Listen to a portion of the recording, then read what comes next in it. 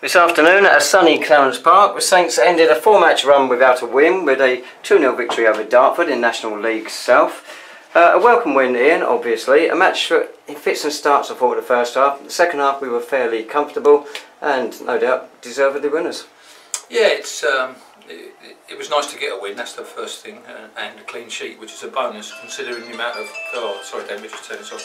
Considering the amount of games we've conceded lots of goals this year, so the first thing was to try and get a clean sheet, which we got, and obviously secondly try and win the game, which we managed to do. And it was nice to come off there, and the players have put a good shift in today. They put a good shift in all week again. Now we said it, with the performance against Billericay last week, Eastbourne.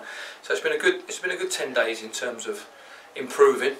Still lots to do, and we spoke at half time that we ended up in a shape, didn't it? It wasn't right leading up to half time, so we had to change one or two things at half time, and it was pleasing to get the goal straight after half time with somebody breaking in from midfield, which is the first time we'd done that probably in the whole of the game. Then we had to withstand a little bit of pressure in terms of the way they were playing. They were getting into the box very, very quickly and looking for seconds where we always looked we might get something on the counter attack, and we managed to do that in the last couple of minutes. Well, that first half, both sides had chances.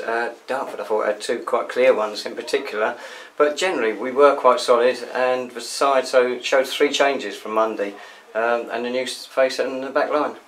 Yeah, I mean, it was as I said before, there's only so long you can allow what was happening to happen. I think we've been very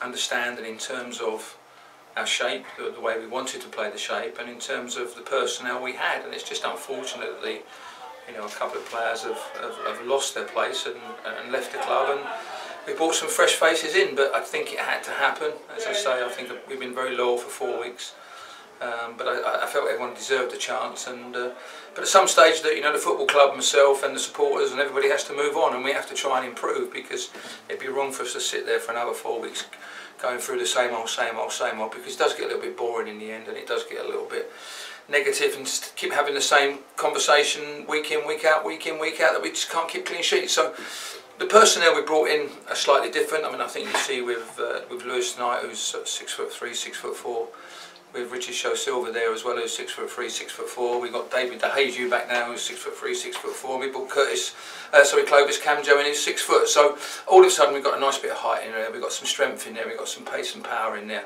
I mean, what else we've got around? It looks quite good. And I've said before, and I'll say it again. I think the change room there is one of the strongest squads that I've had since I've been at St Albans. And if we can learn and put things together very quickly, then I don't see why we shouldn't climb this table quite quickly in the next few weeks and try and pick up as many results as we can.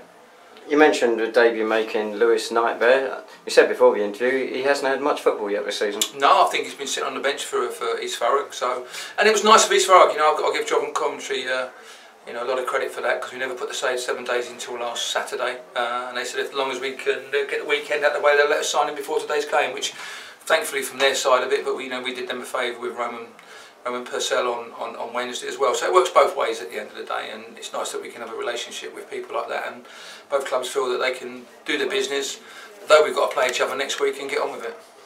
Yeah, we have indeed. You mentioned one of the substitutes there, another new face, Clovis. We saw him a bit in pre-season. Yeah, Clovis has been obviously Clovis wants to try and play conference football, but unfortunately, he had a serious knee injury last year and he's been out for a year.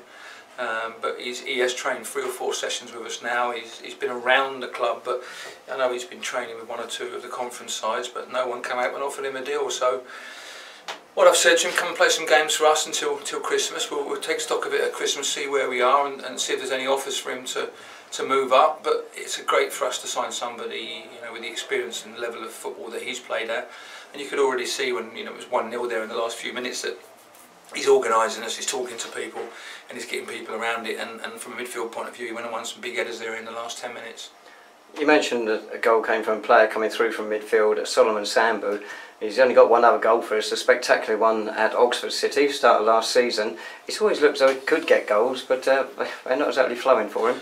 Well, no, and this is something that we spoke at long and hard. I've always said it to Solomon, for the way he breaks from midfield at times. I'm surprised he hasn't had more opportunities in terms of scoring goals. But we spoke at half time that I felt the midfield three ended up very flat in the first half, and that we needed to. It's more that I was trying to get Percy to start breaking the holes, but Solomon went there, and young Ben did a great job. I mean, he's gone in between two players and slipped him through, and he's finished it with aplomb. To be fair, I'm not sure whether he fell over or the goalie fell over. One of them did, but it ended up in the back of the net, and it was just something that we needed to get our noses in front, get something to grasp and grab and keep, because as I say, chances weren't flowing today. It was few and far between, and the game ended up a little bit stretched out, and it just felt that a set piece either way was going to settle today's game, and luckily for us, Cal got that in the last couple of minutes.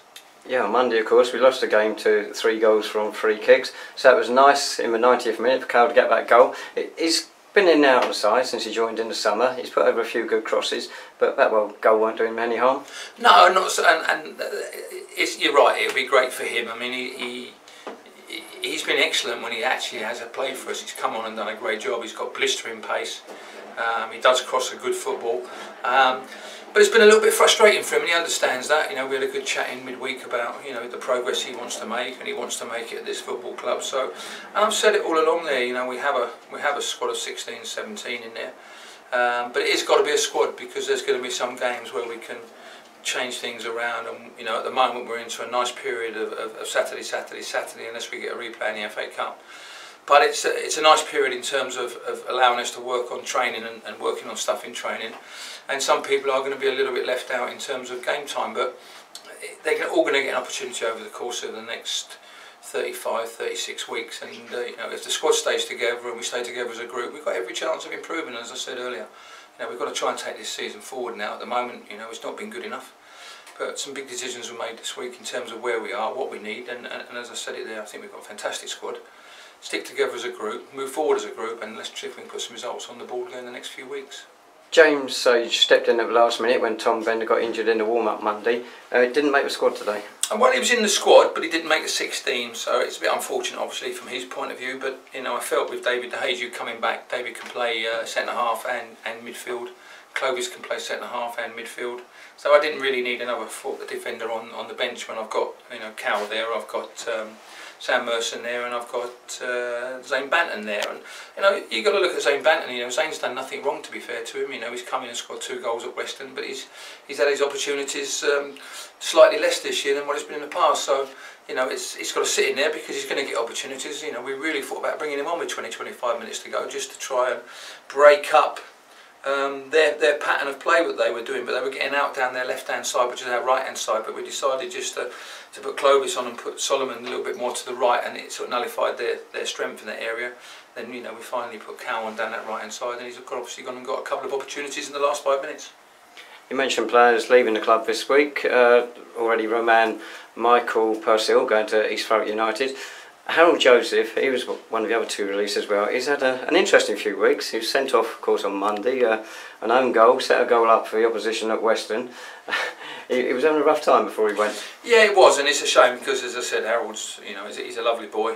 But unfortunately, football is a tough game, and sometimes in football you have to make tough decisions, and unfortunately he's missed out on it. And the same as Tarek. The fact is that I just didn't think we were getting the performances or the level of performance that we needed week in, week out, because the most important thing is we need to get football matches, and we need to keep clean sheets, and we wasn't doing that. And unfortunately, a couple of people have lost positions at the football club, and we have to build now for the future.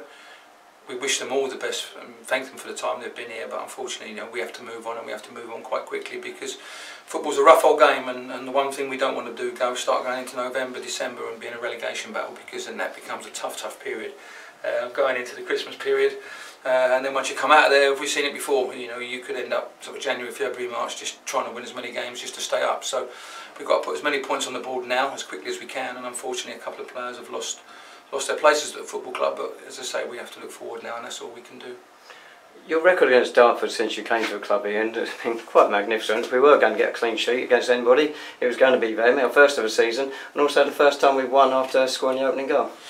Yeah, I mean, my record against Dartford probably in the last 10 years, David, I think there's one defeat, and that was last year, and we lost 2-1 down there. So the record against them is very, very good, and you do get that against some games. But also, you know, I need my record to be good against every team, because there is some teams in this game where our record hasn't been beat. You know, we haven't beat Hemel since I've been here. So in terms of the league, but we have to try and improve that when we get into the Christmas. But it's all about, you know, as I said, you know, we've got to get our feet firmly back on the floor. We've got to try and get as many points as we can, and the supporters today. And I've said it, you know, they were fantastic. I think we had 600 and something here today, but they got behind the team. They helped them. At the moment, it's not as nice as I would like it to be. I'd love it to be a bit more free flowing and open and scoring lots of goals. But you know, first and foremost, we have to get things right defensively, and then we can go and explore in what we're trying to do going forward, and try and excite the crowd even more and bring some more goals. But you know, we've scored 15 goals now. We've conceded 15 goals, so I think we might score 16 goals every. I'm not quite sure. But listen, at the end of the day, going forward, we're okay. But we've got to make sure we keep working extremely hard on the defensive side of it for the next 3 or 4 weeks. Well, East Thurrock United away next Saturday. You've talked about niceties between the two clubs this week. That ends next Saturday. Yeah, it has to. But as I say, we'll have a cup of tea and shake hands beforehand, and we'll do that at the end of the game. But as you say, we want 3 points. You know, they've had a fantastic result, beating Bath today 1-0. So it's going to be a tough game. You know, they've had a tough start to the season, same as what we have. But both teams hopefully going to pick up now and go forward. And that's what we've got to obviously do, and we've just got to make sure that we go there and pick something up before we obviously come back here against Concord on the 15th. Lovely, thanks so much, Ian. Congratulations on the win. So Saints next in action next Saturday away to East Thurrock United. National League South, kick-off even at Rookery Hill is at 3 p.m.